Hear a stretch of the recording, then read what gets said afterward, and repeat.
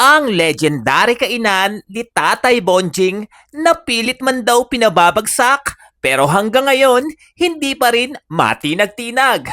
Ano nga ba ang sikreto niya kung bakit umabot ng 46 years ang kanyang munting kainan? Ilang beses na nga raw silang nagpalipat-lipat ng pwesto dito sa Blooming Treat dahil sa mga issue at mga taong naiinggit sa kanilang tagumpay. Pero isang bagay lang ang hindi nawala.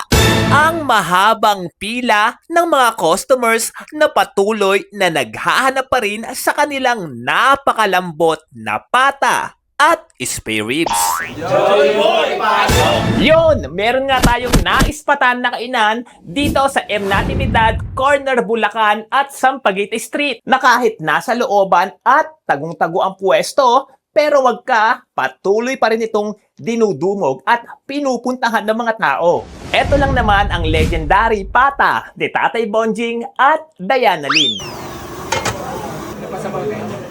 Sa unang tingin, hindi mo talaga aakalain na ganito karaming tao ang pumupunta at dumadayo dito sa maliit na iskinitang to. Simple lang ang pwesto pero wag ka, tignan mo naman kung gaano kahaba ang pila. Minsan yung pila hanggang doon sa labas.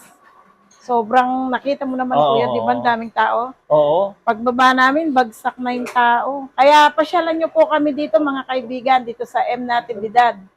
Corner Bulacan at saka Sampaguita Street. Hindi na nga alintana ng mga tao kahit masikip ang lugar at mahaba ang pila. Ang importante sa kanila, makatikim ulit sila ng kanilang paboritong pata at spare ribs na ilang taon na nilang binabalik-balikan. Paano po ba nagsimula itong negosyo niyo? Nagkakatay kami ng baboy. Nung magkakatay, binibigay sa akin ng mayari mga buto-buto. Mga ulo, mga biyat. Yun ang ginagamit ko sa mami ng araw.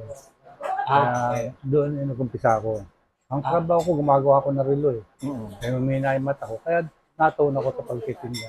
At wag ka, partido Gabi-gabi lang silang nagbubukas mula alas 12 ng hating gabi hanggang maubos ang kanilang paninda. At kadalasan pa, hindi na umaabot ng madaling araw dahil halos 3 oras pa lang sold out na agad. Isa sa talagang ipinagmamalaki nila rito ay ang kanilang pata, spare ribs at laman. Kitang-kita mo pa lang, alam mong matagal itong pinakuluan dahil halos humihiwalay na ang karne sa buto. At kapag natikman mo naman ang sabaw, mapapansin mong malasa pero hindi nakakaumay. Kwento nga ni Tatay Bonjing, natural na sangkap at mahabang proseso ng pagluluto ang isa sa mga sikreto kung bakit nananatiling pareho ang kalidad ng kanilang pagkain sa loob ng maraming taon. Ano po sa tingin niyo yung pinaka-sekreto? Bakit?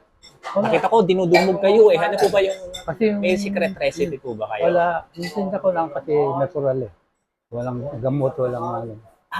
Okay. Walang walang halo Natural kahit lang, anong oo. preservative. Hindi ka mukha na iba, may ginalagay na Betchin, kulay. ganun. Oo. Hindi, yung betchin natural yun. Oo. Yung mga kulay na mayroong matamis, mayroong ano. Hindi ako gumagamit ng gano'n. Kaya natural lang. Alam niyo ba guys, pasugod ako dito sa Maynila para puntahan at tikman itong pinipilahan? Ako po si Bonjing, na taga Blooming Treat. Marami na silang pinagdaanan, ilang beses na rin silang nag-viral sa social media, ilang beses na rin silang nagpalipat-lipat ng pwesto, pero isang bagay lang ang napatunayan ng kainan ni Tatay Bonjing na kapag masarap ang pagkain at tapat ang serbisyo mo, kusang hahanapin ka ng mga tao kahit saan ka pa mapunta. Pwede po ba kayo magbigay ng kahit na anong advice lang sa mga gustong magnegosyo din? Importante lang sa nagbe-negosyo. Mabait kayo, huwag kayong nagsusuplado sa customer. Number 1 yun. Kasi pagka nagsuplado kayo, hindi na kayo pupuntahan.